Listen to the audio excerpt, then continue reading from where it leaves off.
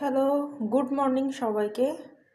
দেখতে পাচ্ছেন অনেক ঠান্ডা পড়েছে। এত ঠান্ডার ভিতরে বাচ্চারা কেউ নিচে বসে থাকে না।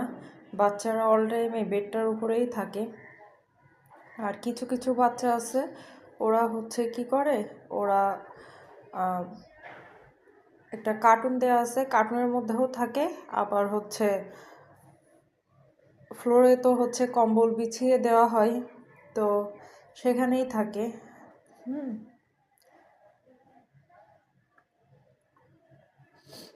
দেখেন, আমি জানালার পর্দাটা পর্যন্ত সরাই না, এত ঠান্ডা, এত ঠান্ডার ভিতর এভাবে। এখানে কয়জন আছে? 1 2 3 4 5 6 7 7জন রয়েছে। আর 3জন তাদের নিজস্ব জায়গা মতন বসে রয়েছে। এখানে এই যে ব্লাকি এই চিপাই আছে। আর আমার একমাত্র ছেলে, সে অল টাইম সিলিংয়ের উপরে থাকে। ওই দেখছেন, ওইখানে থাকে। আরেকজন মিসিং, আমি কার কথা যেন একটা মনে করতে পারছি না। এতগুলা ছেলে মেয়ে,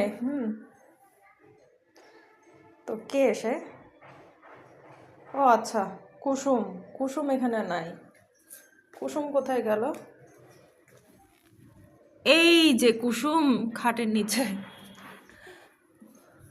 তো সবাই আমার বেবিদের জন্য প্রে করবেন, ওরা যেন সবাই ভালো থাকে।